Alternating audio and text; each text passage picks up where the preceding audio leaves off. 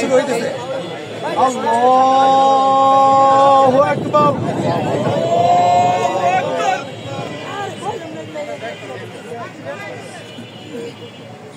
আল্লাহু আকবার।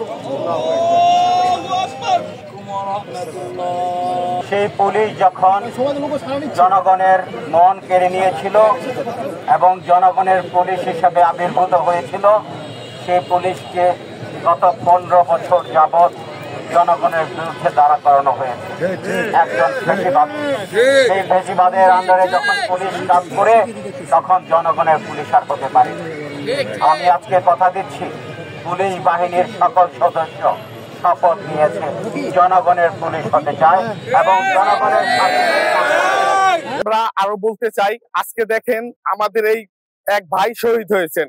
আমি জানি না যে আসলে উপদেষ্টারা প্রথম যেই বক্তৃতা দিছে, যেইভাবে বলছে দেশ এইভাবে পরিচালনা করবে, ওভাবে পরিচালনা করবে, আমরা কিন্তু দেখতে পাচ্ছি না। কিন্তু তার মানে আমি এই বলছি না যে আগেই ভালো ছিলাম, এই কথা কোনোদিন বলিনি, কোনোদিন বলবো না। রাজনীতির মতো চলুক, আমরা না করি না। আমরা সাধারণ ছাত্র শিক্ষার্থী, আমরা কোনো রাজনৈতিক পক্ষ না। কারণ রাজনীতি আমরা বিগত দিনে দেখেছি যে রাজনীতি শুধুমাত্র প্রতিহিংসা ছাড়া আর কিছুই দেখিনি। আজকে যারা উপদেষ্টা রয়েছে তারা আজকে দেখেন এই করবে সেই করবে করে আজকে তারা কোথায় আমি জানি না। তারা যদি সঠিকভাবে দায়িত্ব পালন করতে না পারে তাহলে তারা দায়িত্ব ছেড়ে দিক। আমরা চাই নতুন সেখানে অন্য কাউকে দিয়ে আমরা এটা কন্টিনিউ পরিচালনা করব। আজকে আমাদের শিক্ষার্থী ভাই একজন আহত থেকে আজকে মৃত্যুবরণ করছে, অথচ প্রশাসনের টনক এখনো কেন লড়তেছে না? এই ডেভিল হান্ট নামে যে পরিচালনা হচ্ছে, এটা শুধুমাত্র নামমাত্র আমরা দেখতে পাচ্ছি। এখানে 200, এখানে 100, এখানে 300, কিন্তু যে রাঘবওয়ালরা রয়েছে এরা কিন্তু এখনো আইনের আওতায় কোনোভাবে আসতেছে না। আমরা 24-এর গণ আন্দোলনের ছাত্র জনতার এই অভ্যুত্থানের সকল শহীদদেরকে আমরা শ্রদ্ধা ভরে স্মরণ করছি। আবুল কাশেম যিনি গতকালকে শহীদ হলেন, আমরা এই হত্যার নিন্দা জানাচ্ছি, প্রতিবাদ জানাচ্ছি।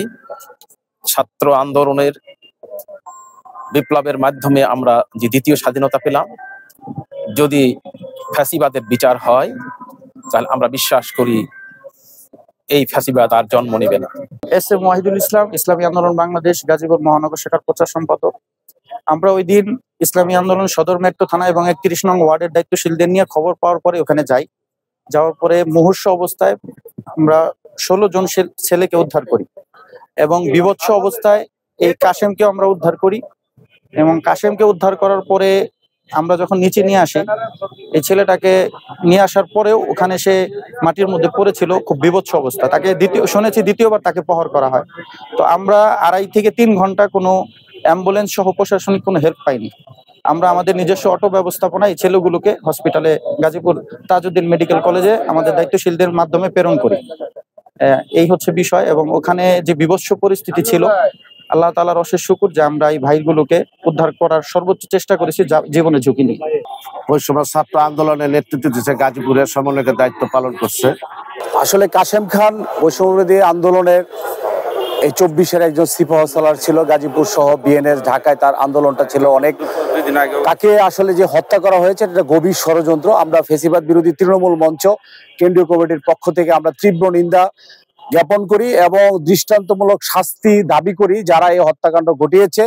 এবং আজকে ফ্যাসিবাদ তৃণমূল মঞ্চের দাবি যে এই ফ্যাসিস্ট আওয়ামী লীগকে নিষিদ্ধ করতে হবে বাংলাদেশ থেকে।